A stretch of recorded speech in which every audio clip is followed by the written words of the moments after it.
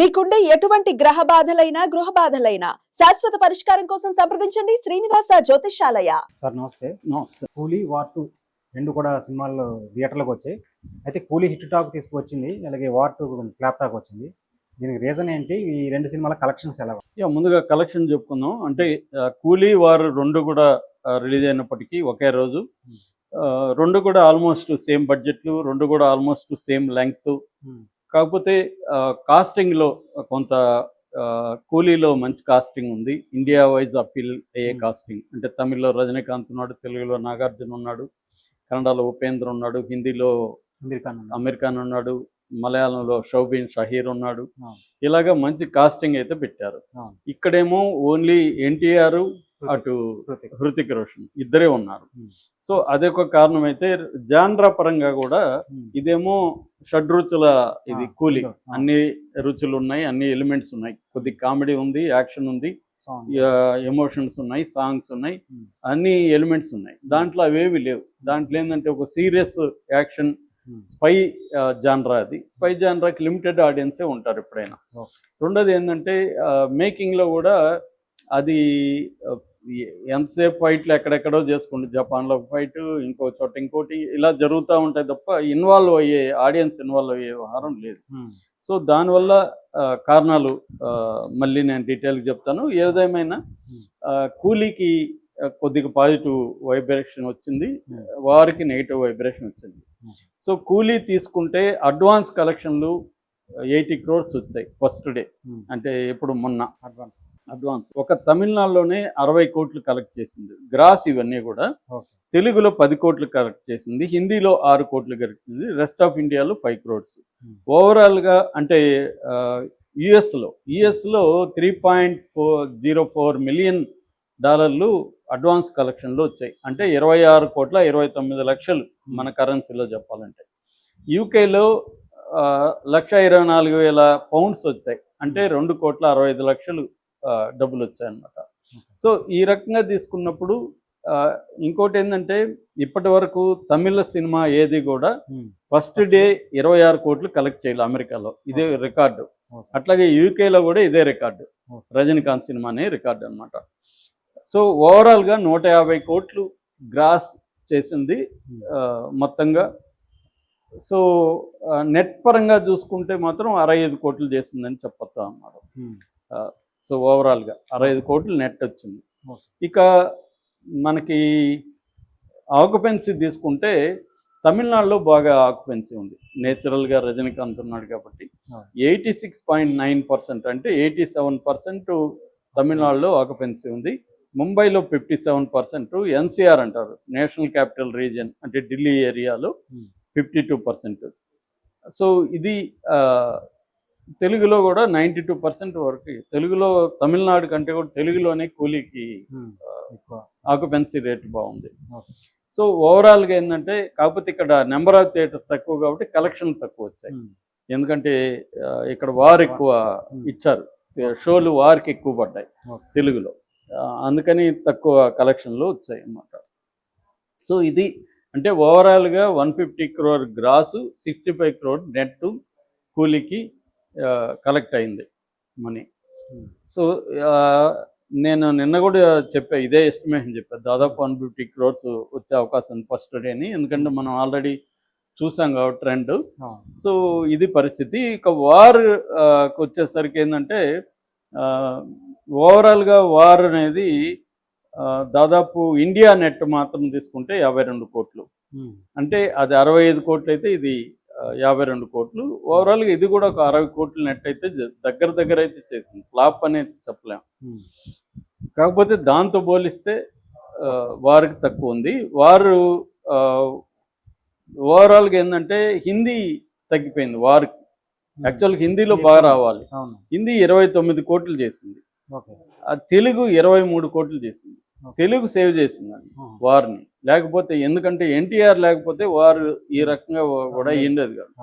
ఎన్టీఆర్ని పెట్టుకోవడం వల్ల తెలుగులోనే 23 కోట్లు చేసింది. ఈరోజు రేపు కూడా కలిస్తే ఇక్కడ ఒక 60-70 కోట్లు అయితే మినిమం తెలుగులోనే చేసే అవకాశం వారికి ఉందన్నమాట. దీన్ని యాక్చువల్గా మన నాగవంశీ 90 కోట్లకు కొన్నాడని చెప్తున్నారు. ఆయన 90 కోట్లకు కొనడం వెనకాల ఒక కారణం ఉంది. అదేంటంటే ఆయన బ్యానర్లో ఎన్టీఆర్ త్రివిక్రమ్ శ్రీనివాస్ అది 800 కోట్లు బడ్జెట్ అంటున్నారు కాబట్టి ఆ మాత్రం మన హీరో కోసం మనం చేయాలి కాబట్టి ఆయన 90 కోట్లు పెట్టి తెలుగు రాష్ట్రంలో లాస్ అయినా పర్వాలేదు అనుకుని కొన్నాడు.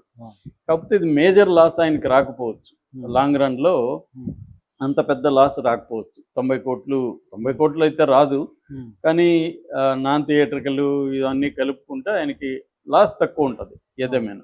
ఈ రోజు రేపు దాని మీద ఆధారపడింది. టాక్ అయితే బ్యాడ్ టాక్ వచ్చేసింది. అంటే ఈ రెండిట్లో ఏది చూడాలి అని అడిగినప్పుడు కూలీకి వెళ్ళండి అనేది ఎక్కువ మంది చెప్తున్నారు. ఈవెన్ రేటింగ్లో చూస్తే కూడా కూలీ కొద్దిగా ఎడ్జి కనబడుతుంది. మామూలుగా అయితే అది కూడా ఏమి 1000 కోట్ల క్లబ్లకి అయితే వెళ్ళే పరిస్థితి లేదు. కూలీ కూడా అది కూడా 500-600 కోట్ల వరకు ఆగిపోయేట్టుగానే కనిపిస్తుంది. ఎందుకంటే ఓవరాల్ గా బ్లాక్ బస్టర్ అనో బ్రహ్మాండంగా ఉందనో అన్న టాక్ అయితే లేదు కూలీకి కూడా. ఏదో మైనస్లు ప్లస్లు కలిపి ఏదో పులిహోర చెప్తున్నారు తప్ప భలే ఉంది ఇది రజనీకాంత్ సినిమా గొప్పగా ఉందని చెప్పట్లేదు.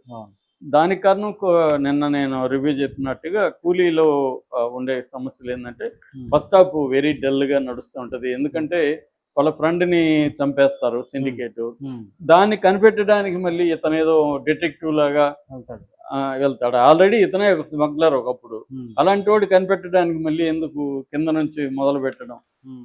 అతని సర్కిల్ ఉంటుంది, అతను అనుకుంటే పెద్ద స్థాయి ఎవరో మామూలు వాళ్ళలాగా అతను ట్రై చేస్తుంటాడు. సో ఎందుకంటే ఎప్పుడైనా ఇప్పుడు ఒక రిటైర్డ్ పోలీస్ ఆఫీసరు ఒక హత్యను కనిపెట్టడానికి ఒక మామూలు వాడు కనిపెట్టడానికి తేడా ఉంటుంది. రిటైర్డ్ పోలీస్ ఆఫీసర్కి స్కిప్ చేస్తాడు మెథడ్స్ని, ఇది అవసరం లేదని. సో ఎవడైనా అంతే కదా. మనకి ఇప్పుడు నేను ఒక న్యూస్ని నేను నోట్స్ రాసుకోవడానికి మామూలు వాడు తేడా ఉంటుంది. ఎందుకంటే నాకు దేంట్లో ఎట్లా వెతకాలో తెలుసు కాబట్టి చాలా ఫాస్ట్గా 10 నిమిషాల్లో ఒక టాపిక్ని నేను ఎతకగలను. మామూలు వాడు ఎతకలేరు, ఎందుకంటే నాకు ఎక్స్పర్టైజ్ ఉంది. అలాగే రజనీకాంత్ ఒక ఎక్స్పర్టైజ్ ఉన్న స్మగ్లరు మళ్ళీ ఎవడో తాగుబోతు వాగుతుంటే వాడి దగ్గరికి టైం వేస్ట్ చేసుకుంటా వెళ్ళారు. అందువల్ల బోరింగ్గా ఉందన్నమాట. ఇవన్నీ ఈ సీన్లంతా బోరింగ్గా, ఫస్ట్ హాఫ్ అంతా మనకి బోరింగ్గా కనబడుతుంది. సో అలాగే చాలా ఇది ఉన్నాయి దాంట్లో, లోపాలు ఉన్నాయి. ముఖ్యంగా క్యామియో ఉపేంద్రని కానీ ఇటు అమెరికాని కానీ ఏమీ గొప్పగా వాడలేదు. నాగార్జున కంటే కూడా షౌబీన్ షాహీరే విలన్ క్యారెక్టర్గా ఉన్నాడు. అతను హైలైట్ అయ్యాడు. యాక్చువల్ బాగా చేసాడు నో డౌట్, బట్ అతను కాదు కదా నాగార్జున్ని చూపించాల్సినంత చూపించలేదు. అంటే ఫుల్ పొటెన్షియల్ చేసిండొచ్చు. నాగార్జున బాగా చేశాడు, స్టైలైజ్డ్ విలన్. అదేంది హీత్ లెడ్జర్ని తీసుకొని ఆ స్టైల్లో ట్రై చేశారు. అవి బ్యాట్మెన్ సిరీస్లో హీత్ లెడ్జర్ ఉంటాడు జోకర్గా, దాన్ని ఇంప్రెషన్ తీసుకొని చేశారు. కానీ ఎక్కువసేపు నాగార్జున లేడు. సో అంటే యూటిలైజేషన్, ఒక ఆర్టిస్ట్ని ఎలా యూటిలైజ్ చేసుకోవాలనే దాంట్లో ఫెయిల్ అయినారు. స్క్రీన్ ప్లేలో డైరెక్టర్ ఫెయిల్ అయ్యాడు.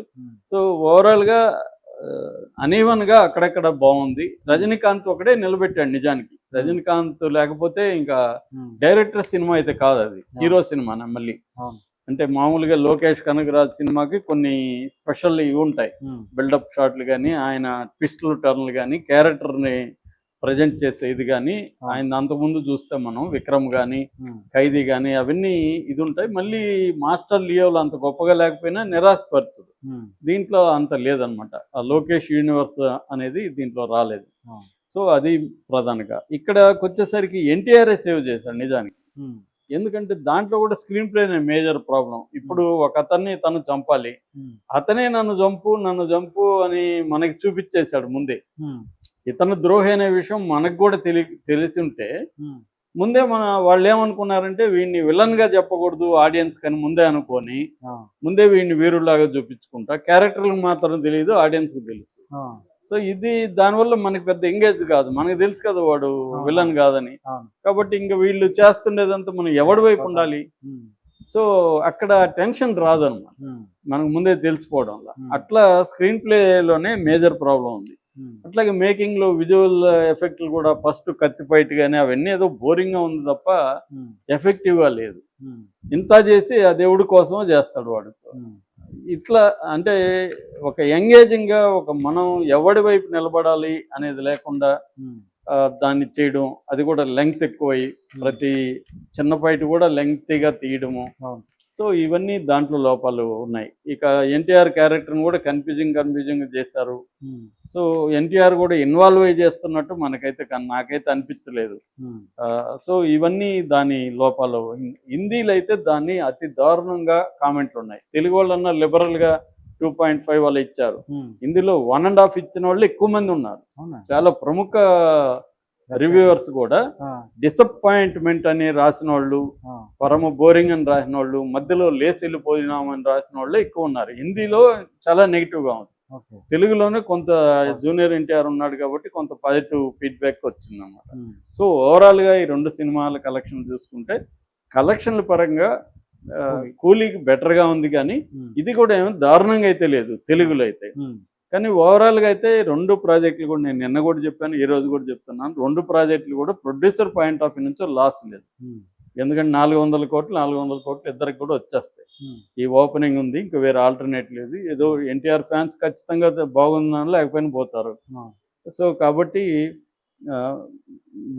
ఇటు థియేట్రికల్ నాన్ థియేట్రికల్ ఉంది కాబట్టి ఈజీగా 400 కోట్లు అనేది రెండు సినిమాలకి కూడా రికవర్ అయిపోతుంది.